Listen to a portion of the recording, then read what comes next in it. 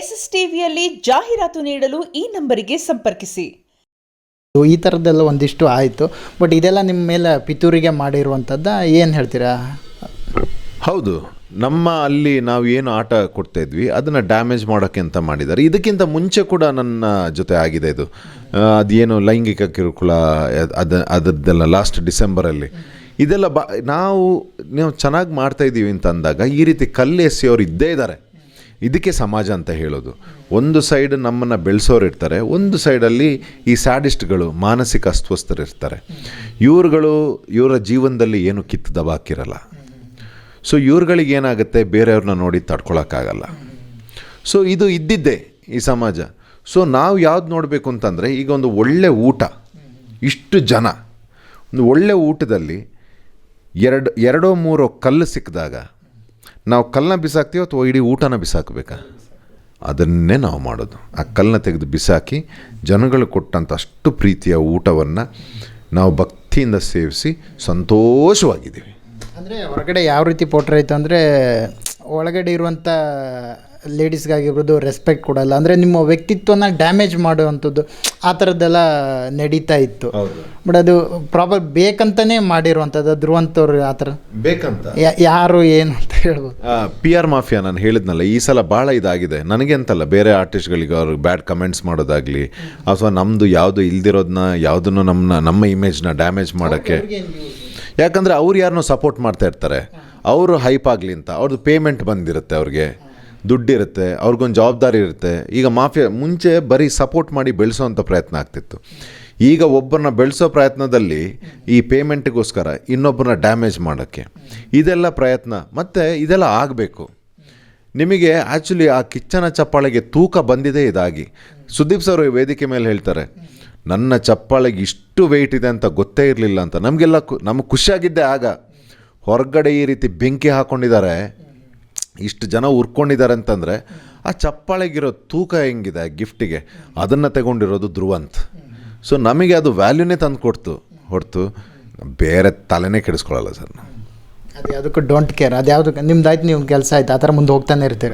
10 ವರ್ಷ ಆಯಿತು ಸರ್ ನಮ್ಮ ಸರ್ವಿಸ್ ಕನ್ನಡದ ಕಲಾ ಸೇವೆಗೆ. ನಮಗೆ ಶತ್ರುಗಳು ಬೇರೆ ಎಲ್ಲೇ ಇಲ್ಲ, ಇಲ್ಲೇ ಇದ್ದಾರೆ ಒಳಗಡೆ. ಹೊರಗಡೆ ಇರೋರು ನಮ್ಮನ್ನು ಬೆಳೆಸ್ತಾ ಇದ್ದಾರೆ, ಒಳಗಡೆ ಇಲ್ಲಿ ಇರೋರು ಬೆಳೆಸ್ತಾ ಇದ್ದಾರೆ. ಶತ್ರುಗಳು ಕಿದ್ದಾರೆ ಅಂತಂದರೆ ನಮ್ಮ ಹತ್ರನೇ ಇರೋದು. ಇವ್ರುಗಳು ಇರಬೇಕು. ಇವ್ರುಗಳು ಏನು ಮಾಡ್ತಾರೆ ಅಂತಂದರೆ ನಮ್ಮನ್ನು ಪ್ರಸಿದ್ಧಿಯಲ್ಲೇ ಇಡ್ತಾರೆ. ನಾವು ಒಳ್ಳೆ ಕೆಲಸ ಮಾಡಿಕೊಂಡು ಈ ಒಳ್ಳೆಯವ್ರು ಏನು ಮಾಡ್ತಾರೆ, ಚೆನ್ನಾಗಿತ್ತು ಅಂತ ಹೇಳಿ ಸುಮ್ಮನಾಗ್ತಾರೆ. ಇವ್ರುಗಳು ಬೇಕು. ಆಗಲೇ ಇವನು ಏನೋ ಮಾಡ್ತಾಯಿದ್ದಾನೆ, ಇವನು ಯಾರು ಹುಡುಗ ಇವನು ಅಂತ ಆಗ ಪ್ರಶ್ನೆ ಹೇಳುತ್ತೆ. ಈ ಟೀಕೆಗಳು ನಮ್ಮ ಮೇಲೆ ಬಂದಾಗ ಇವ್ರುಗಳು ಏನು ಮಾಡ್ತಾರೆ, ಜನಗಳಿಗೆ ಈ ಹುಡುಗ ಯಾರು ಅಂತ ಕ್ಯೂರಿಯಾಸಿಟಿ ಬೆಳೆಸ್ತಾರೆ.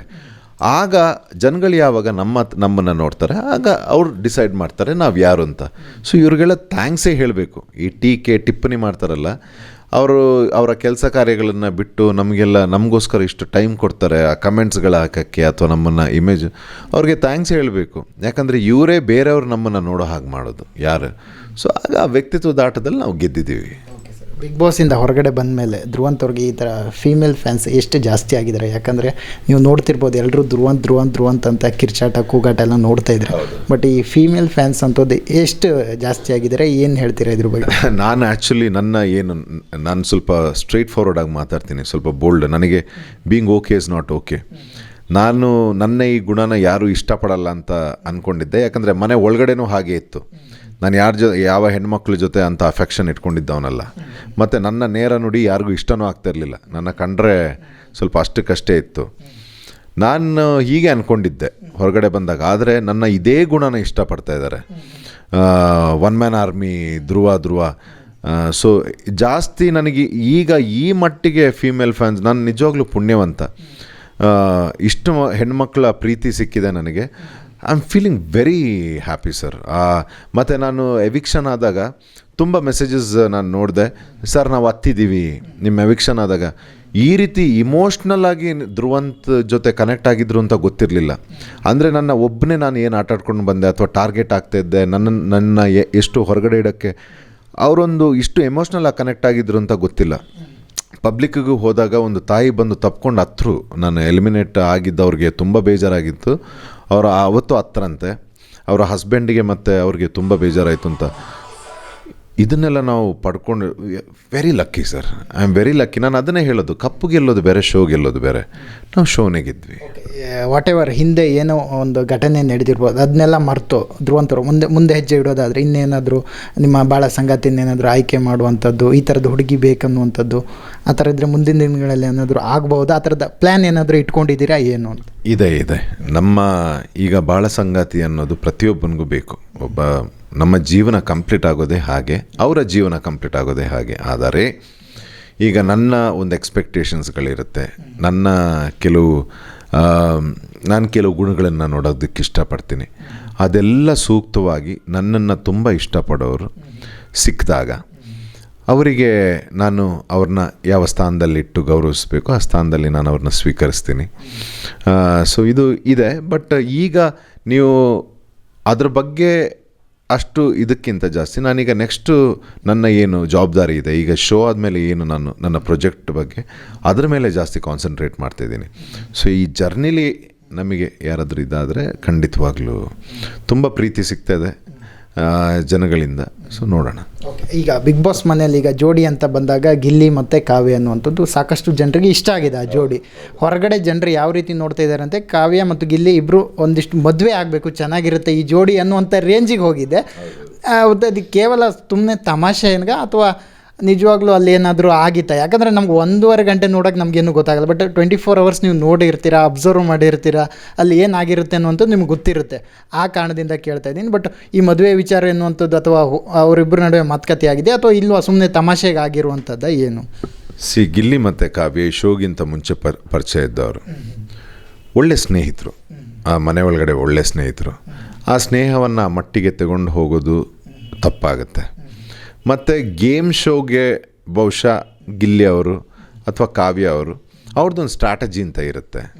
ಸೊ ಆ ಮುಖಾಂತರ ಒಬ್ಬರನ್ನೊಬ್ಬರು ಸಪೋರ್ಟ್ ಮಾಡ್ಕೊಂಡು ಆಟ ಆಡ್ಕೊಂಡು ಬಂದಿದ್ದಾರೆ. ಅದನ್ನು ಹೊರಗಡೆ ಜನಗಳು ಆ ರೀತಿ, ಅದು ವೈಯಕ್ತಿಕ. ಕಾವ್ಯ ಅವ್ರದ್ದಾಗಲಿ ಗಿಲ್ಲಿ ಅವ್ರದ್ದಾಗಿರಲಿ, ಮದುವೆ ಅನ್ನೋದು ನಿಮ್ಮ ಟಾಪಿಕ್ ಅಲ್ಲ ಅಥವಾ ಬೇರೆ ಯಾರ್ದು ಟಾಪಿಕ್ ಅಲ್ಲ.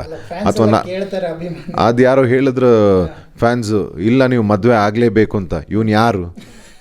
ಅವ್ರ ಅಪ್ಪನ ಅಮ್ಮನ? ಅಥವಾ ಇವನು ಆಗಲೇಬೇಕು, ಇಲ್ದಿದ್ರೆ ಇವನು ಯಾರು?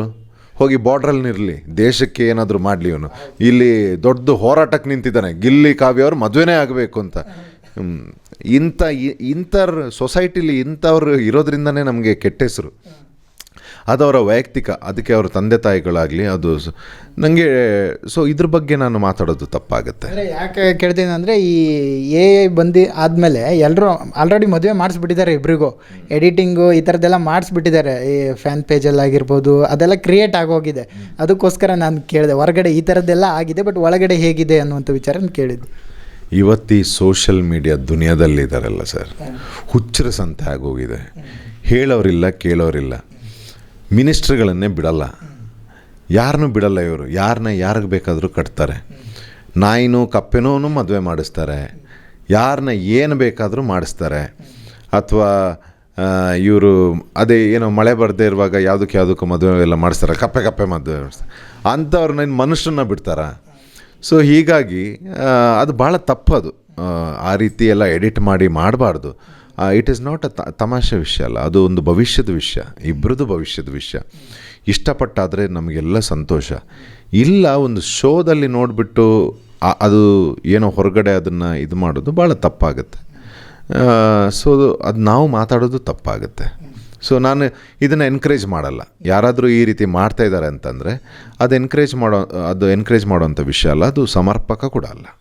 ಇದೆಲ್ಲ ಆದಮೇಲೆ ಒಂದಿಷ್ಟು ಬ್ರೇಕ್ ನಿಮಗೆ ಸಿಕ್ಕಾಗ ನೀವೆಲ್ಲರೂ ಬಿಗ್ ಬಾಸಲ್ಲಿ ಇದ್ದಂಥವ್ರು ಎಲ್ಲರೂ ಸೇರಿ ಒಂದು ಮೀಟಾಗಿ ಒಂದು ಪಾರ್ಟಿಯನ್ನು ಮಾಡುವ ಥರ ಆ ಥರದ್ದು ಏನಾದರೂ ಪ್ಲ್ಯಾನ್ ಇಟ್ಕೊಂಡಿದ್ದೀರಾ? ಯಾಕಂದರೆ ಗಿಲ್ಲಿ ರಕ್ಷಿತಾ ವಿನ್ ಆಗಿದ್ರೆ ಅವ್ರಿಗೆ ಒಂದು ಖುಷಿ ಪಡುವ ಕೇಕ್ ಕಟಿಂಗ್ ಮಾಡುವಂಥದ್ದು, ಪಾರ್ಟಿ ಕೊಡಿಸೋವಂಥದ್ದಾಗಿರ್ಬೋದು, ಆ ಥರದ್ದು ಏನಾದರೂ ಪ್ಲ್ಯಾನ್ ಇಟ್ಕೊಂಡಿದ್ದೀರಾ ಏನು ಅಂತ ಸರ್? ಯಾಕಂದರೆ ಎಲ್ಲರೂ ಕೂಡ ಗಿಲ್ಲಿನ ಕರೆಸ್ಬಿಟ್ಟು ಈ ಥರದ್ದೆಲ್ಲ ಒಂದು ಸನ್ಮಾನ ಈ ಥರದ್ದೆಲ್ಲ ಮಾಡ್ತಿದ್ದಾರೆ.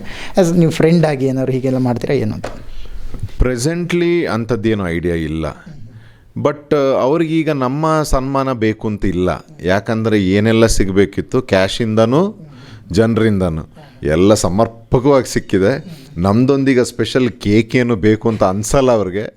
ನಾವು ಸೊ ಬಟ್ ನಮ್ಮ ಗೆಟ್ ಟುಗೆದರ್ ಇನ್ನು ಫ್ಯೂಚರಲ್ಲಿ ಗೊತ್ತಿಲ್ಲ, ಬಿಕಾಸ್ ಈಗ ಎಲ್ಲರೂ ಬ್ಯುಸಿ ಇದ್ದಾರೆ ಪ್ರೆಸ್ ಇಂಟರ್ವ್ಯೂಸಲ್ಲಿ, ಮತ್ತು ಅವರವರ ತುಂಬ ಟೈಮ್ ಆದಮೇಲೆ ಮನೆಯವ್ರ ಹತ್ರ ಫ್ಯಾಮಿಲಿಗೆ ಟೈಮ್ ಕೊಡಬೇಕು. ಸೊ ಈಗ ಡೌಟು. ಕೊನೆಯದಾಗಿ ಸರ್, ಧ್ರುವಂತವ್ರಿಗೆ ಎಷ್ಟು ಪೇಮೆಂಟ್ ಬಂತು, ಅದ್ರ ಬಗ್ಗೆ ಏನಾದರೂ ರಿವೀಲ್ ಮಾಡ್ಬೋದಾ, ಏನೆಲ್ಲ ಇದಾಯಿತು?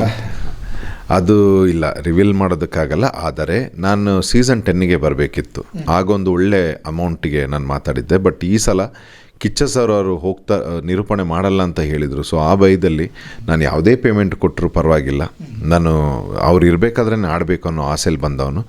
ಸೊ ನಾನು ಜಾಸ್ತಿ ತಗೊಳ್ಳಿಲ್ಲ ಪೇಮೆಂಟ್ ಈ ಸಲ, ಭಾಳ ಕಮ್ಮಿ. ನಾನು ಸೀಸನ್ 10ಗೆ ಏನು ಕೋಟ್ ಮಾಡಿದ್ದೆ ಅದರದ್ದು ಅರ್ಧ ತಗೊಂಡಿರೋದು.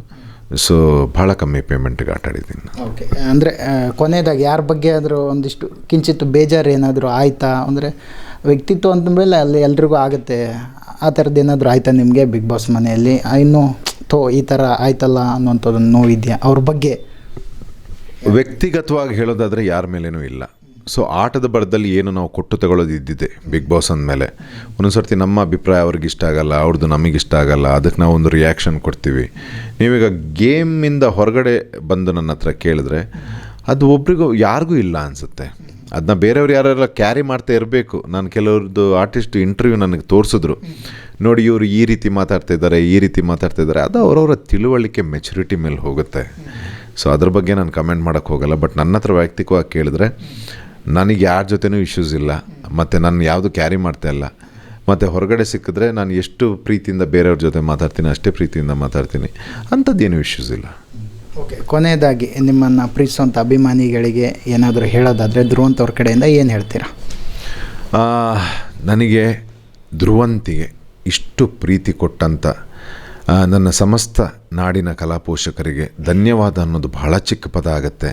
ಯಾಕಂದರೆ ನಾನು ಒಂದು PR ಇಲ್ಲದೆ, ಯಾವುದೇ ಅಡ್ವರ್ಟೈಸ್ಮೆಂಟ್ ಇದ್ದೆ, ಒಂದು 2 ವಾರ ಇದ್ದು ಆಟ ಆಡ್ಕೊಂಡು ಹೋಗೋಣ ಅಂತ ಬಂದವನ್ನ ಉಳಿಸ್ಕೊಂಡು ಇವತ್ತು ಈ ಮಟ್ಟಿಗೆ ನನ್ನನ್ನು ತಂದು ನಿಲ್ಲಿಸಿದಿರಿ.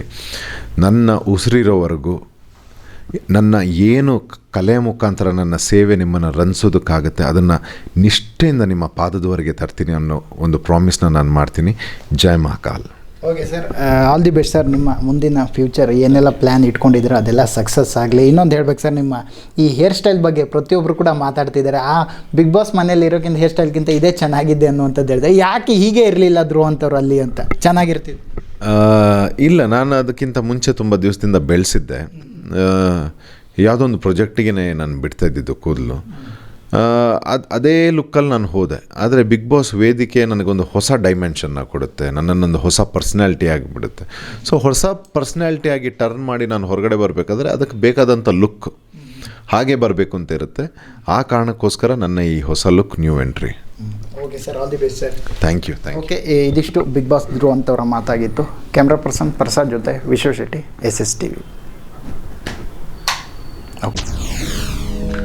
SSTV ಸಿನಿಮಾ ಜಗತ್ತಿನ ಕ್ಷಣ ಕ್ಷಣದ ಸುದ್ದಿಯೊಂದಿಗೆ.